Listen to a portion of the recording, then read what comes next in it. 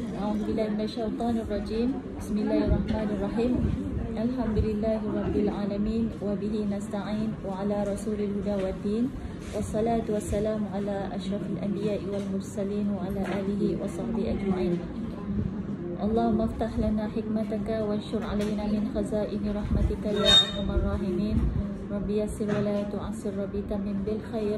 Rabbi shrah lana sudurana wa yassir lana umurana wahlul 'uqdatam min alsinatina yafqahu aqwalana. Radina billahi rabba wa bil islami dina wa bi Muhammadin nabiyya wa rasula.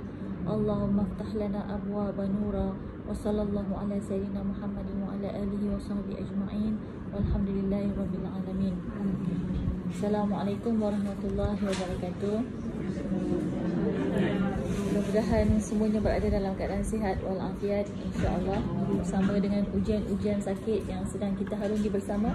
Tetapi namun mudah-mudahan dengan ilmu yang kita sentiasa pelajari dari masa ke semasa ini dapat memberikan kita sedikit antibody tambahan, suplemen ekstra dan juga antibiotik dalam masa yang sama secara dalam bentuk rohani dan spiritual, agar kita semua dapat mengharungi ujian-ujian ini dengan kegembiraan, dengan kebahagiaan dan juga ketabahan, insya-Allah. Jadi pada 2 minggu yang lalu kita sudah pun membahaskan mengenai ubat bagi penawar sakit kita untuk siri yang ketiga, dan hari ini insya-Allah kita akan sambung ke siri yang keempat, dan kita sambung pada ubat yang ke-9 di muka surat 29, insya-Allah. Seperti biasa kita akan baca daripada buku Risalah Pesakit, dan daripada sini kita akan dapat beberapa penawar yang diambil daripada tadabbur Al-Quran Al-Karim, yang mana penawar ini pada asalnya kita datangkan ke minda dan hati kita daripada kefahaman Imam Badi'un Zaman Sa'id Nursi, yang dianugerahkan ilham dan juga petunjuk Allah SWT yang akhirnya dikongsikan kefahaman beliau ini daripada ayat-ayat Al-Quran kepada kita. Dan dengan kefahaman ini juga kita harapkan dapat memberikan kita suntikan kekuatan kerohanian dan kejiwaan yang menjadikan kita lebih tabah, lebih sabar dan lebih menikmati segala bentuk ujian sakit yang dititipkan kepada kita di muka bumi ini dalam hayat hidup ini. InsyaAllah kita lanjutkan dengan ubat yang ke-9. Setelah 8 ubat berlalu, ada rasa perubahan tak? Ada rasa sedikit kekuatan tak? Kan dalam menghadapi kesakitan yang kita sedang harungi ini, sesuai dengan fitrah manusia itu sendiri.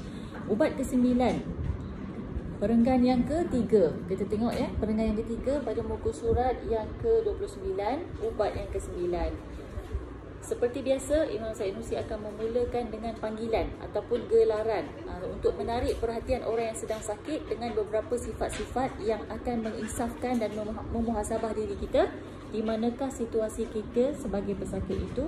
Dan juga panggilan ini juga sebenarnya memberikan kita sedikit tazkirah tentang tabiat orang yang sakit dan bagaimana sifat-sifat itu sebenarnya ada yang boleh baik pulih sehingga memberikan kita kekuatan jiwa. Jadi di sini pula beliau menyebutkan dengan kata-katanya, wahai pesakit yang mengenali Al-Khaliqnya, iaitu penciptanya.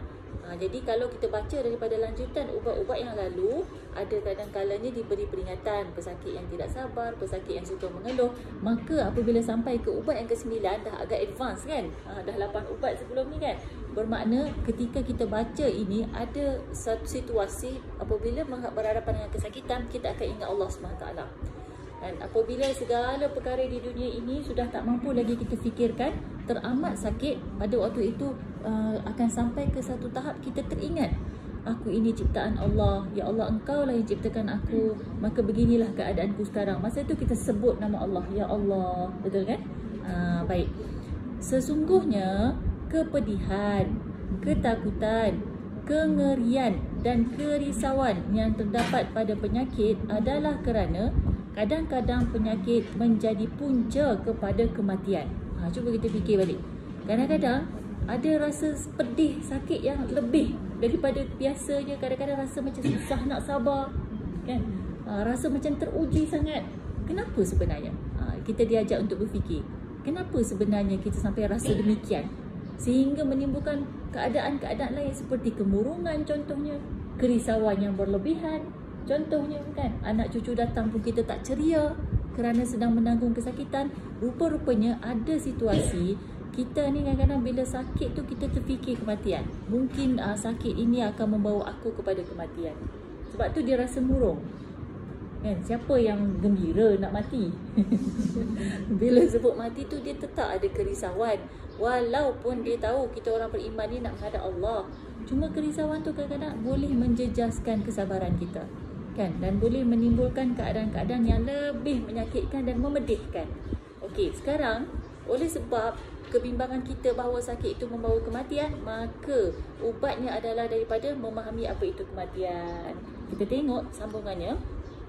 Oleh sebab kematian adalah sangat dahsyat pada pandangan kelalaian dan pada aspek lahiriahnya, iaitu zahirnya, maka penyakit-penyakit yang menjadi wasilah kepadanya memberikan ketakutan dan kerisauan.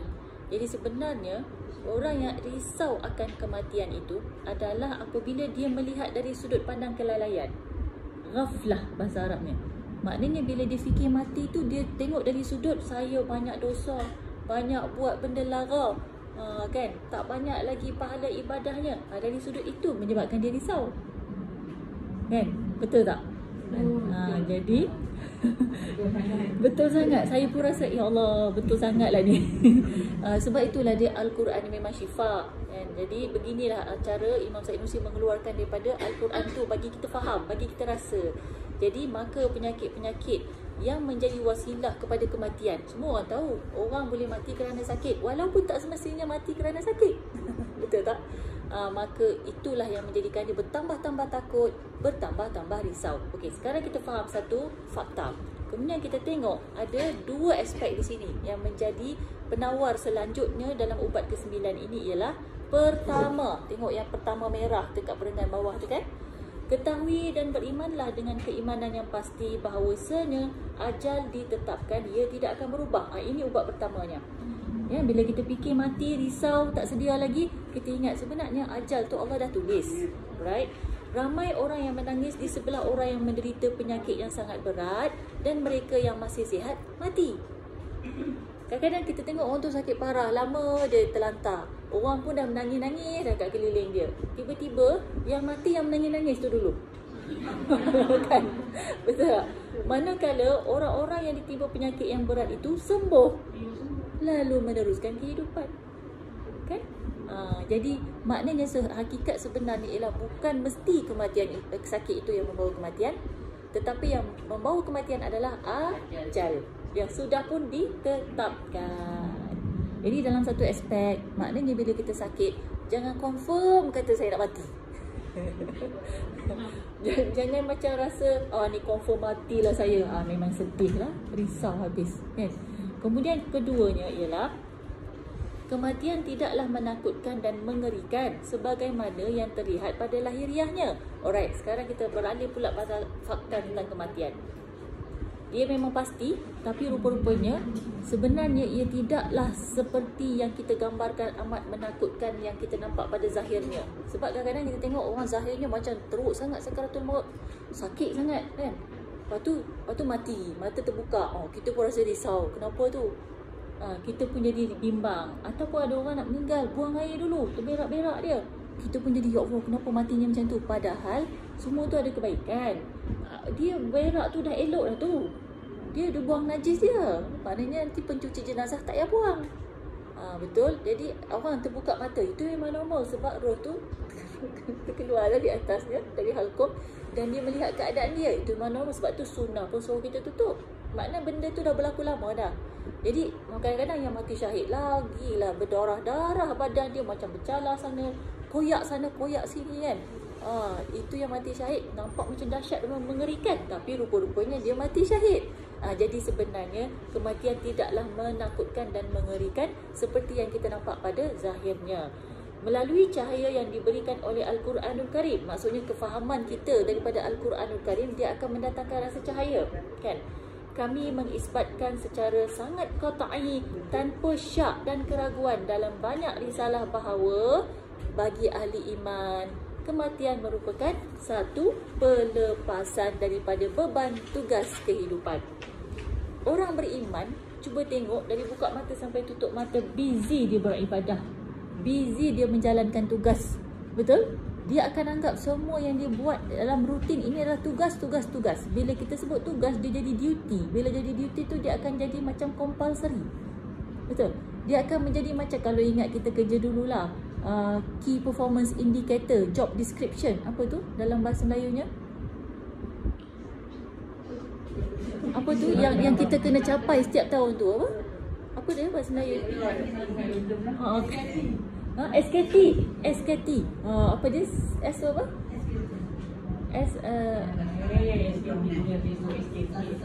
Sasaran kerja tahunan. Betul. Jadi sasaran kerja tahunan kita serius kan untuk laksanakan dan capai SKT tersebut.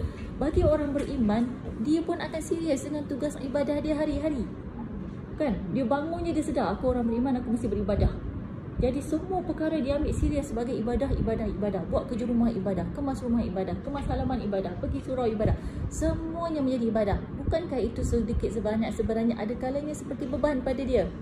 Tetapi apabila dia mati, bermakna dia terbebas daripada tugas-tugas kehidupan. Tugas-tugas beban kehidupan. Kan? Satu ni, perkataan apa ni? Qat'i ni adalah lawan dia, ataupun lawan dia bahasa Arab juga. Qat'i ni pasti. Sesuatu yang pasti, sangat pasti. Jadi dia tak boleh di-adjust. Contohnya kalau hukum yang qat'i ni, qat'i, qaf ta ain ya, qat'i, pasti. Contoh dia macam kalau benda tu Al-Quran kata halal, qat'i lah halal, tak boleh tukar lah. Itu qat'i hal, pasti halal, memang tak boleh adjust. Lawan dia muruna. Muruna tu yang boleh adjust, boleh tengok keadaan dan situasi. Kan? Murunah. M-U-R-U-N-A-H mim ra waw nun ta marbutah. Murunah. Nun tak marbutah. Murunah. Jadi macam contoh perkara yang qat'i ni yang jelas dah dikatakan halal haram. Kalau yang murunah ni maknanya kita tengok situasi macam mana. Contoh puasa wajib kan, tetapi kalau dalam keadaan ada rukhsah, maka dia adjust, dia fleksibel, boleh adjust sebab orang tu sakit ke, musafir ke, gitulah. Tetapi hukum dia qat'i, wajib macam tu.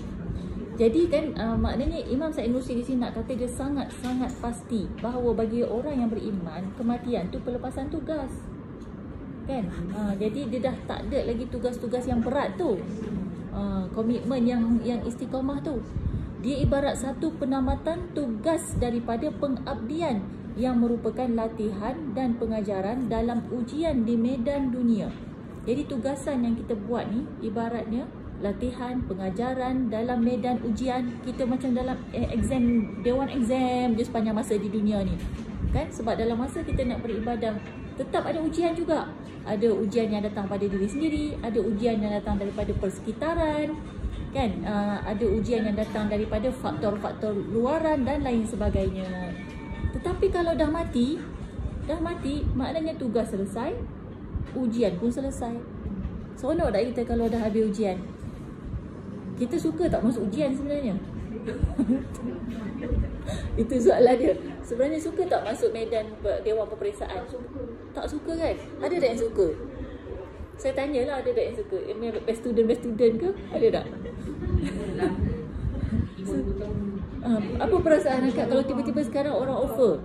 Tak nak kan? Berdebar-debar. Jadi saya rasa tak pernah jumpa lagi lah ada orang yang excited nak masuk Dewan Ujian Peperiksaan. Itu fitrah manusia. Jadi bila kita sedar rupanya kematian ni adalah pengakhiran kepada Dewan Ujian ini, kita rasa apa sebenarnya? Lega. Orang yang keluar pada Dewan Peperiksaan apa yang mereka buat? Melompat. Kan? Gembira. Jadi kita memang di dunia ni, kita orang beriman memang sedar ini semua ujian berat. Kita ujian berat lah contoh. Kadang-kadang panas, tapi kena juga tutup aurat. Kan? Itu yang paling mudah saya nak bawa lah. Kan? Jadi kita pun rasa macam, kalau tak gitu ni memang sejuk sikit ni. Tapi apakan daya, tutup aurat itu wajib. Nampak tak dia di dewan ujian? Ujian iman. Ujian iman. Jadi banyak perkara kita kena sabar. Kadang-kadang tengah seronok shopping, masuk waktu zuhur, alamak. Betul kan? Tak sampai lagi tingkat 3, baru tingkat 2. Jadi dengan ujian iman kita ni, sebab kita tahu kita nak disayangi Allah, maka kita utamakan solat. Sebab takut tak tahu panjang umur ke tak panjang umur. Tinggallah tingkat 2 tu turun cari surau, solatlah kita. Lepas habis solat baru sambung shopping. Dia ujian, sentiasa kita penuh dengan ujian. Jadi ujian dan tugasan. Jadi orang yang sebenarnya mati, dia bebas daripada semua ini. Okey, kemudian ada lagi kenikmatan daripada kematian itu ialah kematian, sambung baris ketiga tu, serta satu wasilah untuk bertemu semula dengan 99% daripada kalangan para kekasih dan ahli kerabat yang telah pergi ke alam sebelah sana. Rupa-rupanya tak lama kita berpisah dengan insan-insan yang kita cintai ini, ya, Puan Rosia contohnya kan. Tak lama, insya-Allah, kalau lepas kita mati, mudah-mudahan kita selalu doa kita dalam tempat yang sama. InsyaAllah dipertemukan semula dengan insan yang kita cintai. Bahkan di sini sebut 99%. Orang beriman, insyaAllah kita akan jumpa balik. Jadi tak lamalah kita menanggung rindu. Di dunia ini kita akan bertemu semula. Seronok tak nak jumpa dengan orang yang kita cintai, kan? Tengok dari sudut sana, dari sudut yang ke situ, kita akan rasa gembira dan rasa terhibur, kan? Kemudian malah ia merupakan satu perantara untuk pulang ke tanah air sebenar dan masuk ke makam kebahagiaan abadi, serta merupakan satu jemputan daripada penjara dunia ke taman-taman syurga. Ada 3 poin di sini. Yang pertama, kita kalau nak balik kampung, seronok ke tak seronok? Seronok. Dan ini adalah kampung yang sebenar, bukan kampung yang kita kena redah jam ni. Jadi ni ramai yang tak balik kampung sebab tak nak jam. Alhamdulillah lah, ramai juga pengajian kita hari ni. Walaupun saya ingat ni cuti ni tapi Alhamdulillah, maknanya Alhamdulillah kita istiqamah di sini. Maknanya kita dapat pilih macam mana nak mengutamakan yang paling utama dalam hidup kita. Jadi ni kita nak balik kampung sebenar. Memang kampung sebenar kita di akhirat. Di dunia ni hanya persinggahan sementara. Walaupun mungkin rasa macam umur panjang 80-90 tahun, sebenarnya tak seberapa jika dibandingkan dengan panjangnya umur di alam barzakh nanti, nak tunggu sampai kiamat. Sampai hari ni pun kita tak tahu tahun bila nak kiamat. So, uncertain lagi berapa lama kita nak duduk di alam barzakh. Bila dah kiamat, panjang pula proses mahsyarnya. Satu dunia nak dihisap daripada zaman Nabi Adam sampai akhir zaman. Allah, berapa ramai, berapa lama lagi tu? Selepas mahsyarnya, di mahkamah Allahnya, perjalanan nak ke siratnya, panjang lagi perjalanannya. Itu mudah-mudahan kita tak jatuh ke neraka. Kan titian sirat dia sangat nipis kan? Mudah-mudahan kita masuk ke syurga. Kalaulah Alhamdulillah insya-Allah masuk syurga ni, maka lama dan selama-lamanya lah hidup kita di syurga. Teramat-amat panjang. Itulah kampung hakiki kita. Jadi kita kalau nak balik kampung, sepatutnya kita rasa apa? Gembira. Tapi jangan maksudnya gembira tu kalau kita bunuh diri lah cepat-cepat balik kampung. Bukan. Lain ceritanya tu. Itu shortcut yang dibayangi oleh bisikan-bisikan syaitan. Saya baca rupa-rupanya ada tempat bunuh diri yang cantik di Jepun. Jadi semua saya terlupa minta linknya. Anak saya yang baca sebenarnya. Jadi lepas tu dia bagi tahu saya pun tengok, oh ya, dia hias cantik-cantik. Jadi kalau bunuh diri kat situ nanti, konon-kononnya masuk tempat yang cantik seperti itu. Sampai ada yang jatuh daripada itu, terjun jatuh, ada yang tercocok kayu tajam. Ngerilah, na'udzubillah. Maksudnya kasihan orang-orang yang tidak ada akidah, kan? Jadi kita taklah nak shortcut begitu, kan? Bukan itu. Dan itu pun satu kesilapan dalam pemahaman. Dan sebenar-benarnya mati mengikut ajal yang ditetapkan, kan? Bukan dengan mengakhiri hidupnya sedemikian. Okey, baik, itu satu pengajaran je bagi kita, kasihan, ya. Kita doa selalu mudah-mudahan gerakkan dakwah kawan-kawan saudara-saudara kita di Jepun ini aktif insya-Allah, dan mudah-mudahan mereka membawa cahaya Islam sebagaimana sekarang cahaya Islam sedang tersebar di Eropah, kan? Tak mustahil nanti di Jepun insya-Allah. Okey, kita teruskan lagi.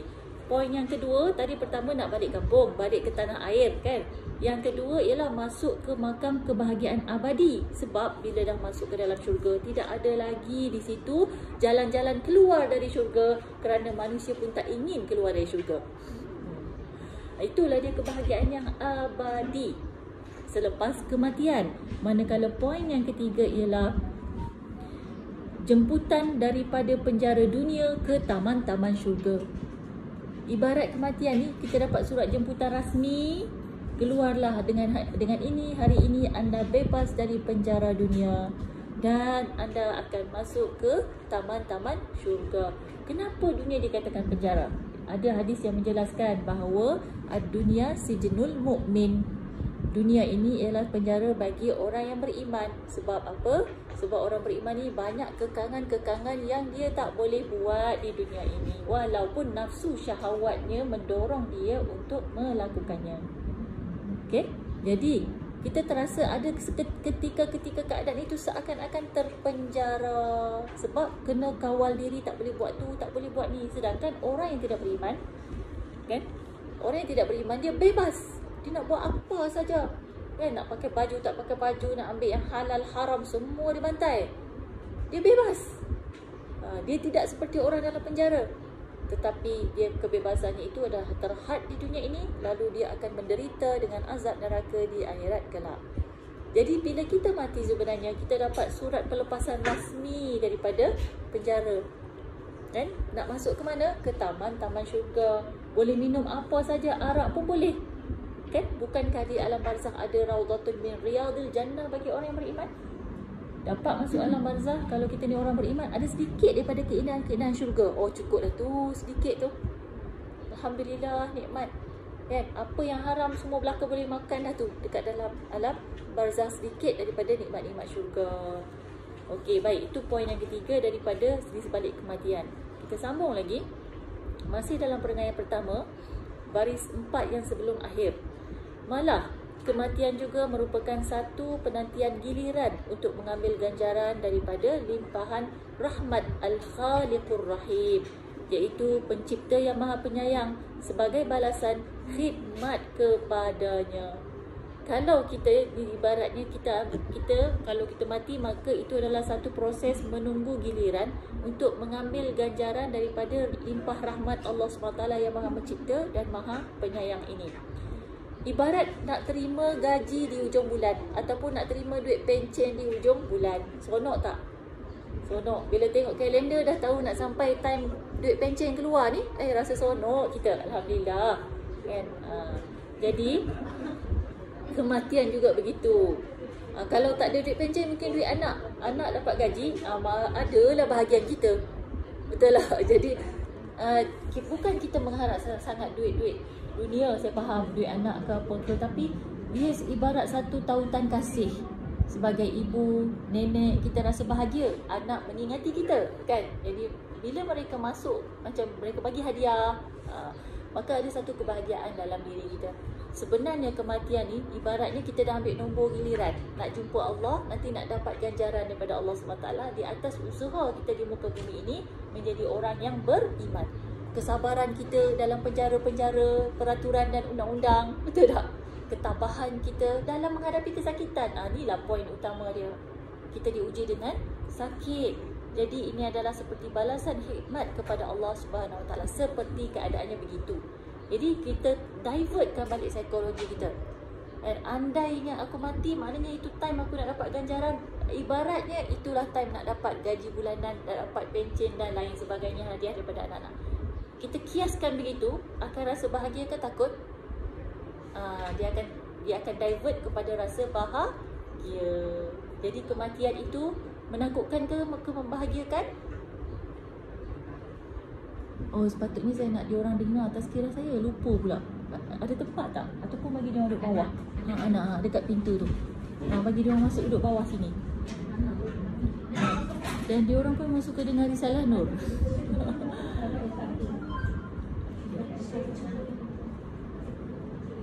Okay, kita sambung. Mana?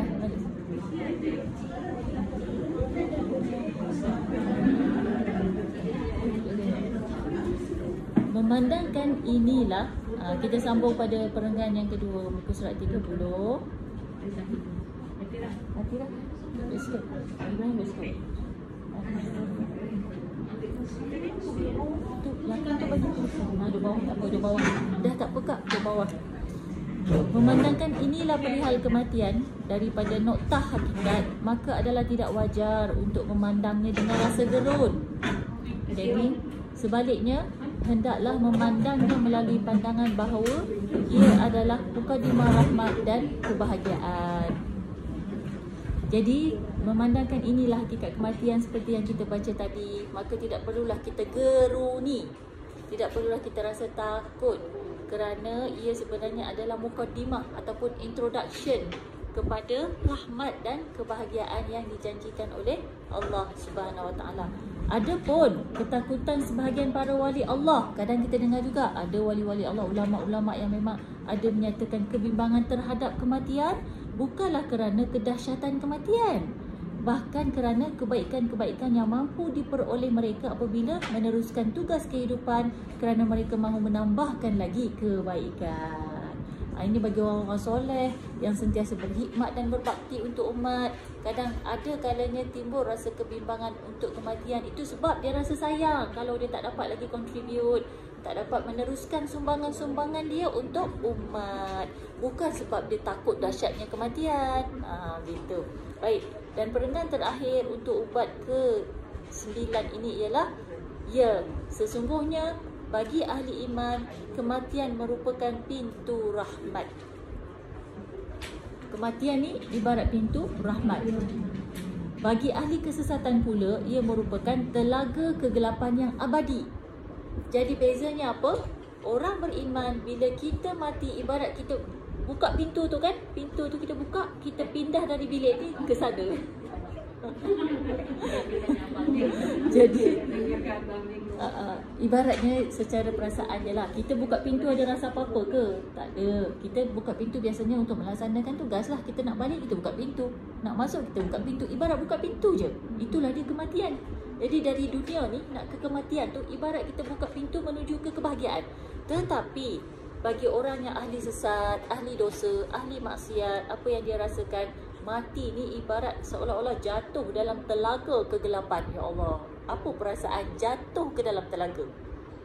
Telaga gelap pula, tak nampak penghujungnya di mana. Allah, sangat menakutkan. Sangat menakutkan. Beza kan? Beza, orang beriman ibarat pintu yang kita buka beralih kebahagiaan, masuk ke dalam kebahagiaan, sedangkan ahli dosa, kesesatan dan maksiat terjun ke dalam telaga kegelapan. Memanglah menakutkan. Baik, sekarang kita sambung ke ubat ke-10. Ubat ke-10, muka surat yang ke-30 bawah sekali. Okey. Wahai pesakit yang risau secara sia-sia. Ni ada juga keadaan pesakit yang risau berlebih-lebihan, tapi sebenarnya kerisauan yang berlebihan tu adalah sia-sia.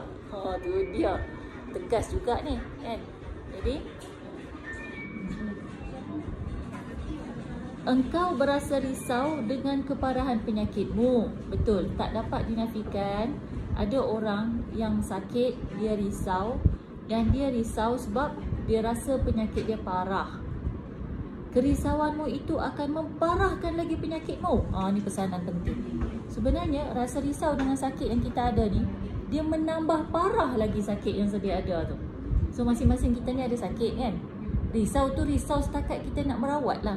Jadi jangan berlebihan, kan? Seakan-akan penyakit yang kita bawa ni, inilah dia membawa kepada kematian saya nanti. Kok macam confident pula, sakit itu membawa kematian. Jadi sebenarnya bila kita risau-risau begitu berlebihan, dia menambah lagi penyakit yang dah sedia ada ni.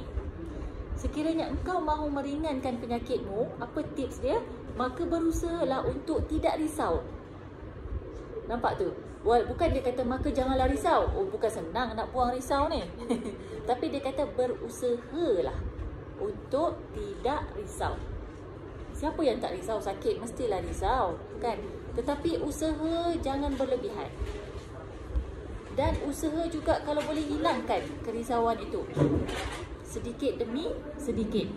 Jika tidak dihilangkan, sebenarnya kerisauan ini memang akan menambah lagi kritikal dan kroniknya penyakit tersebut. Nanti kita tengok macam mana pula. Kenapa pula boleh menambah? Atas kita sambung ayat perengang bawah sekali tu, yakni fikirkanlah tentang faedah-faedah penyakit. Kenapa dan bagaimana caranya? Kita tengok jawapannya di sini. Jadi bila kita risau akan penyakit, maka cara mengatasinya supaya tidak berlebihan hingga membawa mudarat ialah dengan memikirkan faedah-faedah yang ada di sebalik penyakit itu. Okey, kemudian pahala-pahalanya. Bukankah hari tu pada pertemuan yang lalu kita dah bacakan hadis Sahih Bukhari bahawasanya tidak ada bagi seorang mukmin apabila disentuh dengan duri yang kecil dan sakit kerana duri itu, melainkan gugurlah dosa-dosa dia. Dan gugur dosanya itu seperti gugurnya daun-daun kering daripada pepohonan. Allah ampunkan dosa kita hanya dengan penyakit. Betul? Itu disebutkan dalam hadis sahih. Jadi itu faedah penyakit. Maknanya faedah penyakit, kalau kita tengok ubat pertama, ialah ibarat ibadah yang pasif. Ingat tak? Dulu ibadah ada dua, pasif dan aktif. Aktif ni yang kita perform, badan kita bergerak macam 5 rukun Islam tu. Pasif ni apa? Tak buat apa-apa, diam saja, tapi ibadah, iaitu ibadah menahan penyakit, bersabar dengan penyakit. Kan sakit tak boleh buat apa-apa tu, terpaksa rehat, terpaksa kadang baring ataupun duduk diam, tahan sakit ataupun urut-urut sikit dengan balsam. Jadi ini adalah ibadah yang pasif. Bukankah itu satu faedah? Faedah, duduk di hospital terbaring, cocok sana cocok sini, tapi pahala berjalan. Dosa pula berguguran. Kan faedah tu. Jadi itu cara kita kurangkan risau. Betul? Walaupun kita memang risau ni, ya Allah sakit betul lutut ni, tak boleh buat apa ni, macam mana ni, dapur tak cuci lagi. Kan? Risau ni. Nak cuci dapur mesti pakai lutut, lututnya sakit. Tetapi kita fikir balik, Allahu Akbar, tak apalah. Walaupun lutut ni sakit, tak boleh buat apa-apa. Ini Allah sedang gugurkan dosa saya. Allah sedang tambah pahala saya. Maka bukan mudah nak dapat peluang begini, melainkan dengan ditimpa sakit. Kurang sikit risaunya. Tengok dapur tu kotor sekejap, tak apalah, kotor sekejap. Bukannya dosa. Kan? Dia bukan dosa dapur kotor ni. Cumanya kadang-kadang itu adalah fitrah manusia, sukakan kebersihan dan kecantikan. Apa dia? Risau nyamuk. Okey. Betul-betul risau nyamuk. Adalah benda kita nak risaukan tu, memang ada. Tapi kita fokuskan kepada faedah pada penyakit. Nak buat macam mana dah sakit? Kan? Baik. Redha je lah. Fikirkan faedah-faedah pahalanya. Kan? Dan hakikat bahawa ia akan segera berlalu. Kita dah sebut dalam ubat sebelum ni, penyakit ni semua sementara. Dah dijelaskan sebelum ini juga bahawa penyakit ini adalah satu makhluk Allah yang Allah datangkan dengan tugas dia, dan dia akan pergi mengikut waktu yang ditetapkan. Sama ada dia pergi meninggalkan kita ketika di dunia ini, maknanya kita sembuh, ataupun dia akan pergi meninggalkan kita setelah kita mati, bermakna di alam barzah tu dia dah tak ada. Dia takkan duduk dengan kita selama-lamanya, masuk alam barzah, bangun-bangun, oh saya masih kanser lagi. Tak ada, dia tak. Kan dia akan pergi. Dia akan pergi cepat dan lambat. Maka kita boleh fikirkan bahawa penyakit yang sedang saya alami ini, lutut lah contohnya, macam tak ada harapan je sembuh kan, kalau lutut kan. Tapi tak apa, kita fikir dia akan berlalu juga. Kalau tidak di dunia ini meninggal, nanti tak ada lah kita bangun di alam barzah tu tiba-tiba sakit lutut kan? Dia dah lain dah. Ya baik, hapuskanlah kerisauan dan potonglah akar-akar penyakit itu. Ni penting. Dia kata hapuskan, lupakan, jangan fikir, jangan risau sangat-sangat. Dan dengan cara kita hapuskan kerisauan itu, sebenarnya kita telah memotong akar-akar penyakit itu. Jadi penyakit ni dia ada akar dia. Dia zahirnya adalah pada tubuh yang sakit. Akar dia duduk kat bawah tu. Datang daripada mana? Daripada hati. Akal kan. Jadi kalau hati akal kita dah risau, maknanya akar penyakit tu macam berakar umbi, terpasak dalam diri kita. aku sakit, aku sakit, aku sakit. Gitu. Kan? Dia jadi setting macam tu je. Kalau orang tanya apa khabar, aduh macam ni lah, sakit lutut ni tak hilang lagi kan. Sebab dia dah berakar dalam diri. Kan? Tapi kalau kita boleh tepikan yang ni, kita hapuskan yang ini, maknanya bila orang tanya apa khabar, lutut tengah sakit ni, kita boleh jawab alhamdulillah, ala kulli hal, boleh lagi solat, walaupun solat duduk atas kerusi. Kan? Sebab akar tu kita dah buang. Jadi pesanan di sini ialah buang akar itu. Walaupun penyakit tu kita tak boleh nak buang. Kan? Akarnya ada pada kita, pada hati dan akal kita. Kita tengok perangai yang kedua, muka surat 31, ya, perangai yang kedua ni. Ya, kerisauan menjadikan penyakit itu berganda. Tu dia. Satu lagi kaedah. Ini memang betul dalam psikologi. Kan saya sebut Imam Said Nursi ni menguasai 80-90 bidang ilmu, termasuk psikologi. Jadi memang betul kalau kita banyak sangat anxiety lah ni, kerisauan kan, dia akan menyebabkan penyakit tu semakin kronik. Betul tak? So betul lah ni tally dengan psikologi. Melalui kerisauan disebabkan penyakit fizikal, walaupun datangnya penyakit tu fizikal, tetapi risaunya tu di jiwa. Betul kan? Ia memberikan satu penyakit rohani kepada hatimu. Jadi asal tu dia sakit fizikal, tapi jiwa je pun risau, hatinya pun risau, maka dia berganda-ganda sehingga menjadikan penyakit dekat rohani pula. Dalam kita pula yang sakit. Asalnya lutut tu saja, tapi bila kita duk risau, masuk pula fikir, tambah lagi satu penyakit dekat dalam. Betul tak? Akhirnya dia menggandakan lagi penyakit tersebut. Kemudian penyakit fizikal bersandar kepadanya, lalu ia berlanjutan, bersambung-sambung. Sebab apa? Contoh kalau lutut tu kurang sakit, kadang-kadang dia sakit kuat, kadang-kadang dia kurang sikit sakit. Tapi disebabkan kita punya rohani pun dah sakit, dia dah setting dah, aku ni sakit lutut kronik contoh kan. Jadi bila lutut tu dah tak berapa kronik, hati tu duk rasa lagi, sakit lutut lagi ni, terasa lagi ni, ada lagi, masih sakit lagi. Dia jadi macam sibuk pula dia punya rohani dia tu, memikirkan sakit yang sebenarnya sedang berkurangan tapi tak rasa kurang, sebab dia dah bertambah kat sini pula kan. Jadi dia kata apa? Sekiranya kerisauan itu hilang dengan cara berserah diri, redha dan memikirkan hikmah penyakit itu, maka terputuslah satu akar penting daripada akar-akar penyakit fizikal, lalu ia menjadi ringan dan hilanglah satu bahagiannya. Jadi cara nak buangkan risau tu macam mana tadi?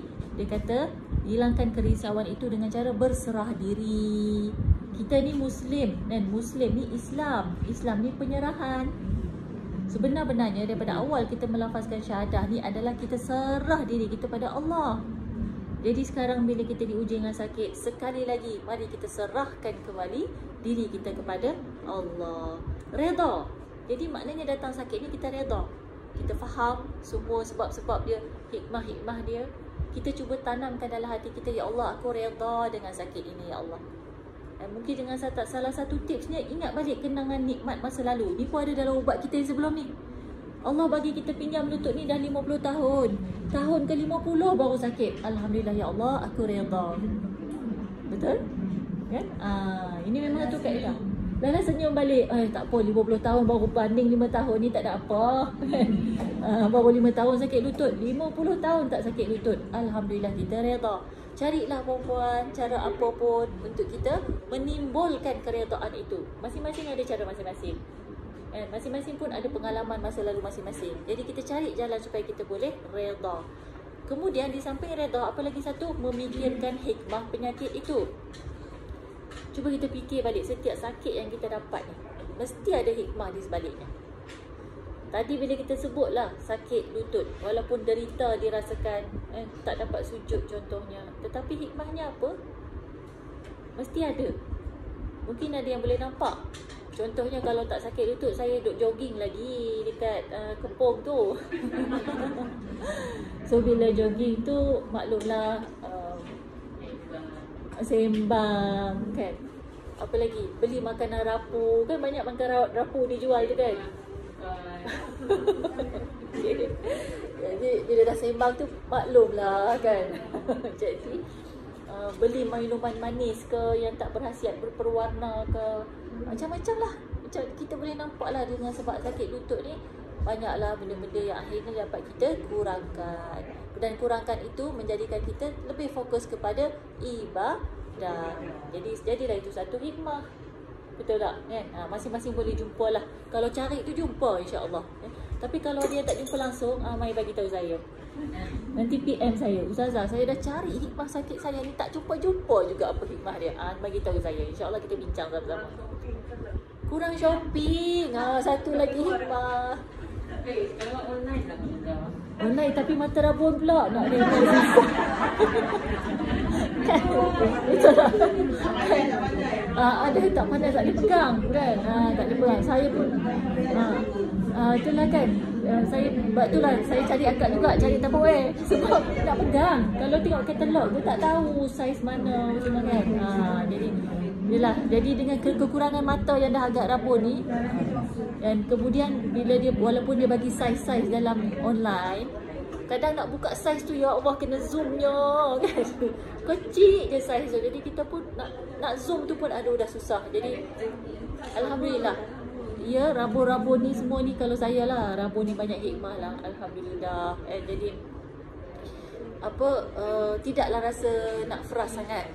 Walaupun Allah tarik satu nikmat, yelah masa muda-muda dulu kami kat Mesir, kami suka berlumba siapa mata dia nampak dulu nombor bas. Kan nak naik bas, tunggu bas sama-sama. Nak kena pilih bas yang betul ikut nombor. So kami berlumba, siapa nampak dulu dia menang. Selalu menang. Tapi sekarang ya Allah rabun juga kan. Terasa lah kan. Terasa, tapi banyak hikmahnya. Antaranya tadi shopping online dapat dikurangkan. Sebab rabun tak nampak. Sekarang beli Quran besar ni, bulan puasa ni Quran sebesar ni. Jadi bila kita solat tarawih yang panjang-panjang ni kat rumah, kadang-kadang ada keadaan yang kita nak baca habis satu juzuk kan, buka Quran besar. Mana yang tak ingat tengok balik Quran tu nampak besar. Tapi dulu-dulu masa muda Quran besar ni je boleh nampak, letak depan tu, steady je boleh baca. Sekarang besar ni memang tak nampak apa dah. Ambil Quran besar, tak apa, ada hikmahnya. Allah bagi rezeki lebih. Dulu tak beli Quran besar tak boleh, sekarang ada rezeki. Kita bagi laku lah orang yang production Quran dan syurul Quran tu. Kita dah ada kilang Quran di Malaysia. Alhamdulillah, kita support dia. Dia jual Quran besar-besar puan-puan. Boleh. Putrajaya tu ada. Dan dia jual juga online. Pergi je Putra, tak jauh Nasrul Quran ni. Dan dia siap jual dengan rehal besar dia. Jadi rehal tu boleh letak macam ni. Quran yang besar tu kita boleh baca duduk atas sofa ni kan. Ya betul, sedap mata kita. Dah dalam keadaan dah rabu ni kan. Okey, jadi itu satu hikmah. Satu hikmah daripada penyakit. Kita sambung lagi perenggan yang ketiga, muka surat 31 tu. Terutamanya melalui waham, sangkaan. Manusia dengan sangkaan ni memang salah satulah daripada kebiasaan kita. Kadang-kadang angkara kerisauan, sedirham penyakit fizikal membesar menjadi seperti 10 dirham. Itu datang pada waham tu tadi. Sangkaan. Jadi sebenarnya benda tu sakit 1 dirham je. Satu koin saja. Tapi bila dicampur dengan sangkaan kan, dia boleh jadi sebesar 10 dirham. Jadi macam kronik. Namun dengan terputusnya kerisauan, lenyaplah 9/10 daripada penyakit tersebut. Jadi kalau kita boleh buang kerisauan tadi, maka 9/10 itu akan dapat dilenyapkan. Di samping kerisauan menambahkan kesakitan, oleh sebab ia ibarat perbuatan menyalahkan hikmah ilahi. Sekarang kita nak tengok apa relationship antara kerisauan, anxiety dengan kesakitan ni Ustazah? Jawapannya ialah bila kita risau berlebihan kerana kesakitan fizikal, sebenarnya ada satu aspek kita seakan-akan menyalahkan hikmah dan takdir Allah SWT. Sebenarnya ada aspek itu. Sebab dia tak sampai ke penyerahan dan reda tadi. Dia tak boleh nak reda lagi. Dia tak boleh nak terima hakikat dia sakit tu. Kenapa? Sebab dia ada lawan hikmah ilahi tu. Oleh sebab ia ibarat perbuatan menyalahkan hikmah ilahi, mengkritik rahmat ilahi. Seakan-akan kita question. Walaupun kita tak sebut, ya Allah kenapa kau bagi aku sakit lutut, kita tak sebut verbally tau, tetapi secara hatinya itu ada elemen mengquestion, mempertikai. Sebab itu dia rasa risau. Sebab tu dia tak boleh release tau. Dia tak boleh terima benda ni sebagai satu daripada Allah, dan dia tak boleh redha sebab dia question dalam diri dia, merungut.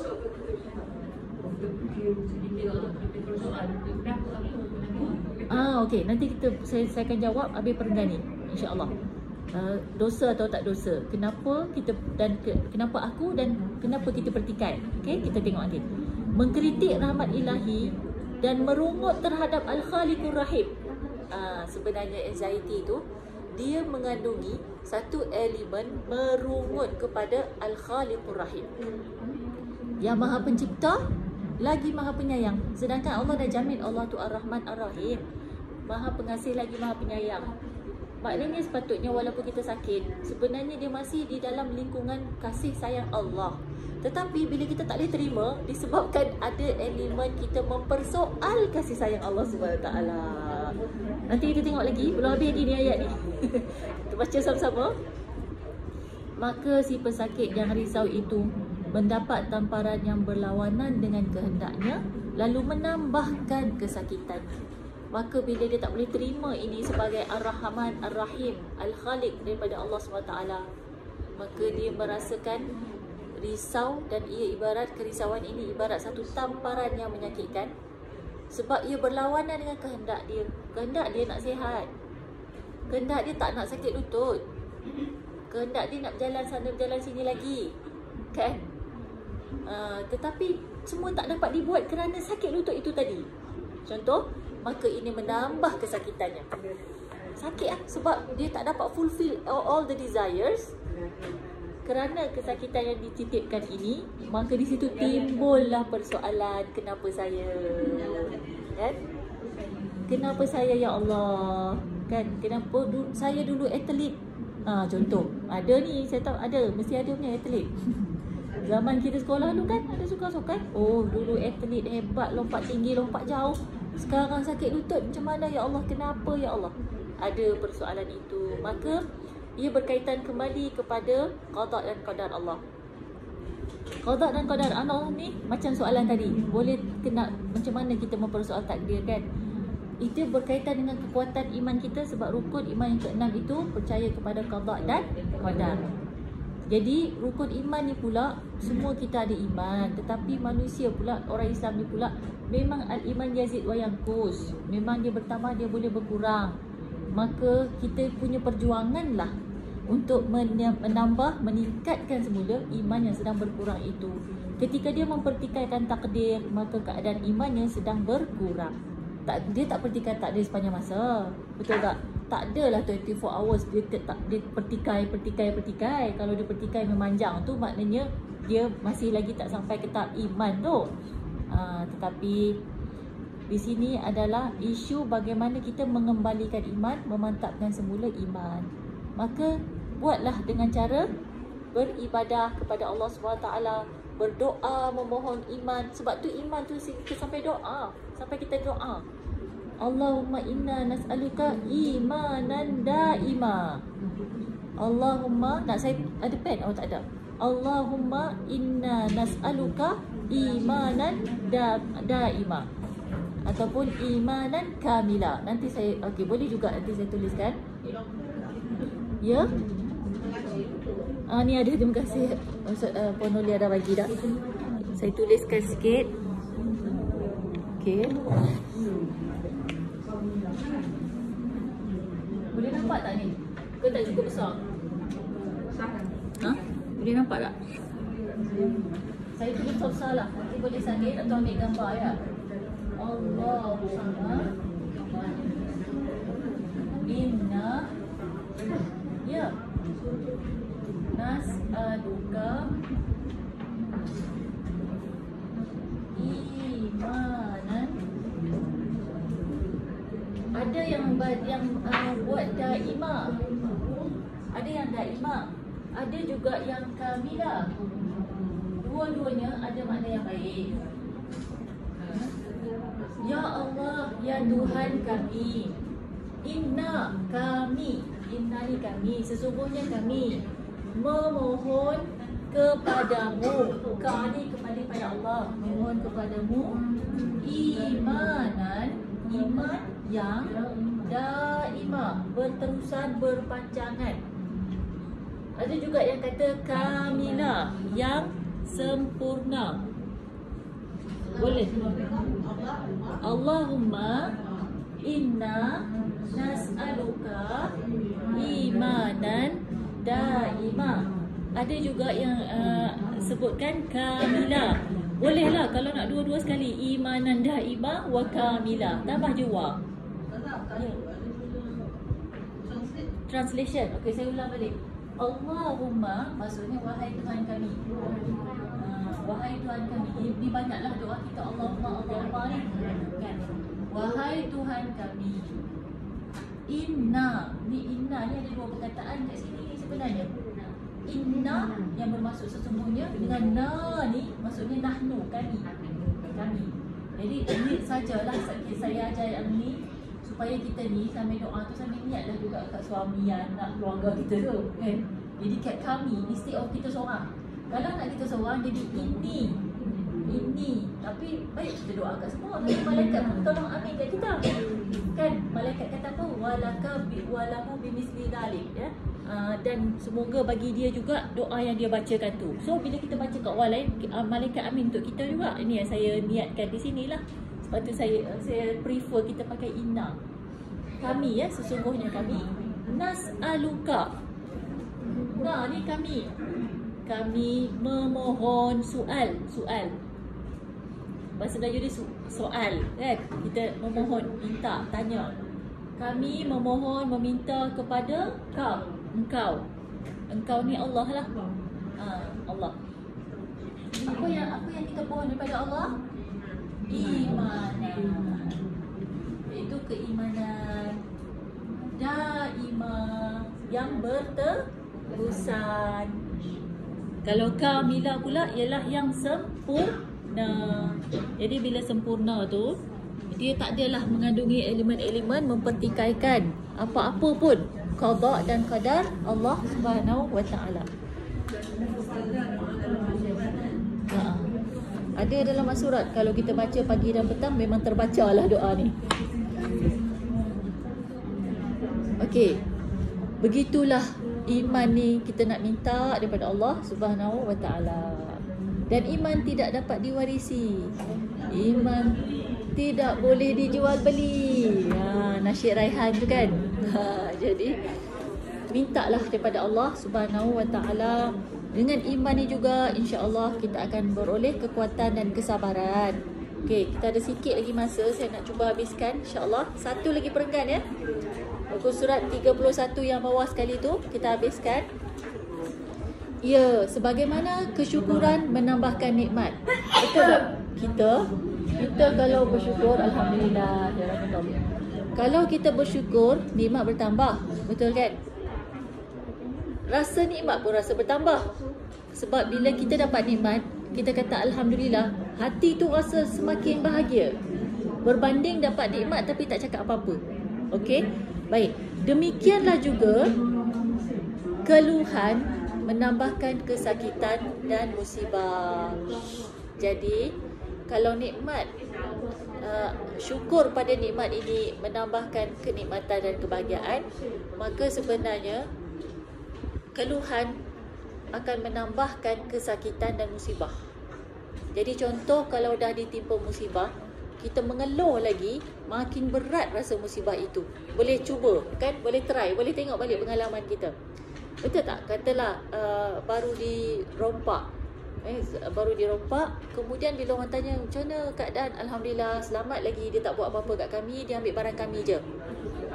Kan? Alhamdulillah kan? Kita rasa lebih kuat kan? Kita pun rasa tabah, kita rasa macam lebih tenang. Itulah dia maksud bagaimana bila keluh, kesah, sakit pada musibah makin susah, tapi bila kita bersyukur pada nikmat akan makin sejahtera. Jadi malah kerisauan itu sendiri merupakan satu penyakit. Tadi kita dah jelas. Kerisauan tadi, anxiety yang berlebihan sebenarnya satu penyakit. Walaupun risau yang basic itu adalah suatu fitrah manusia, tapi bila dia berlebihan dia jadi penyakit.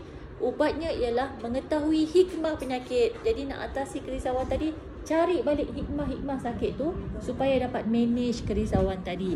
Memandangkan engkau mengetahui hikmah dan faedahnya. Okey, lepas kita cari, kita dah dapat hikmah dan faedah sakit, maka sapukanlah balsam itu ke atas kerisauan dan bebaskanlah, iaitu sembuhkan diri daripada kerisauan itu.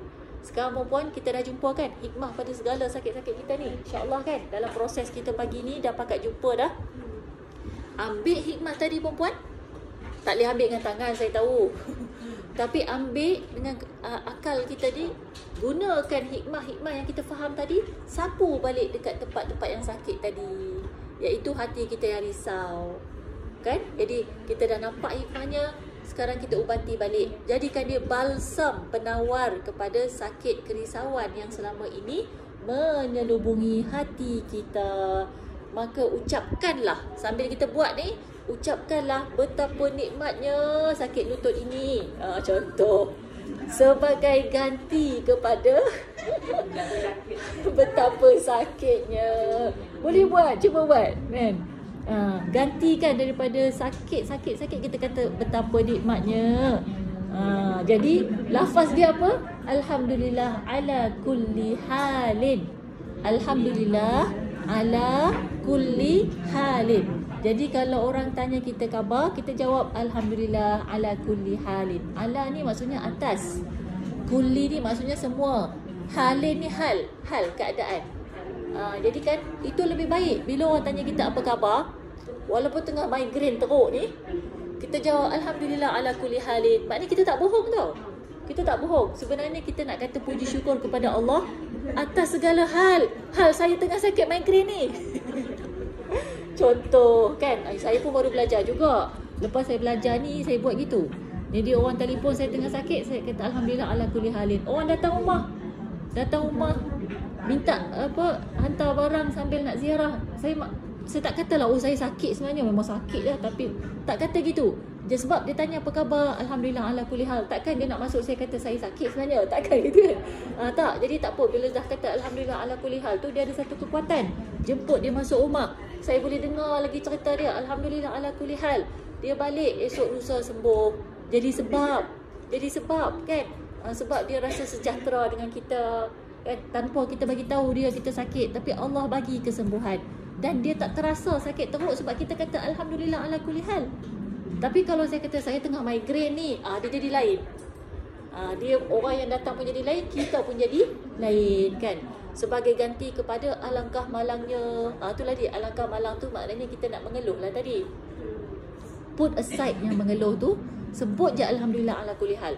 Dia kalau Alhamdulillah je, dia macam tergantung. Kalau kita kata apa khabar, Alhamdulillah. Alhamdulillah tu macam kita kata syukur di atas migraine ini. Datanglah lagi, bukan. Kita nak bagi tahu, kata syukur di atas keadaan saya yang diuji dengan sakit ini. Alhamdulillah ala kulli hal. Nampak tak beza dia? Jadi insya-Allah dia akan menjadi penawar bagi kita. Demikianlah ubat ke-10 hari ini selesai. Dan insya-Allah kita ada umur, murah rezeki, panjang, ada kesihatan. Kita jumpa lagi untuk ubat yang ke-11 insya-Allah. Okey, kita tutup dengan doa. Bismillahirrahmanirrahim. Alhamdulillahirabbil alamin. Wassalatu wassalamu ala asyrafil anbiya'i wal mursalin wa ala alihi wa sahbihi ajma'in. Allahumma ij'al jam'ana jam'an marhuma wa tafarraqana min ba'di tafarruqan ma'suma. Allahumma 'allimna bima yanfa'una wanfa'na bima 'allamtana warzuqna ilma. Allahumma rizqna rizqan wasi'an halalan tayyiban wa amalan salihan mutaqabbala. Allahumma inna na'udzubika min ilmin la yanfa' wa min qalbin la yakhsha' wa min nafsin la tashba' wa min da'watin la yusma' wa na'udzubika min ha'ula'i arba'. Allahumma inna nas'aluka imanan da'ima wa qalban khashi'a wa amalan salihan wa dinan qayyima wa nas'aluka rizqan wasi'an halalan tayyiban wa amalan salihan mutaqabbala. Wa sallallahu ala sayyidina Muhammadin wa ala alihi wa sahbihi ajma'in. Walhamdulillahi rabbil alamin. Taqabbalallahu minkum. Assalamualaikum warahmatullahi wabarakatuh.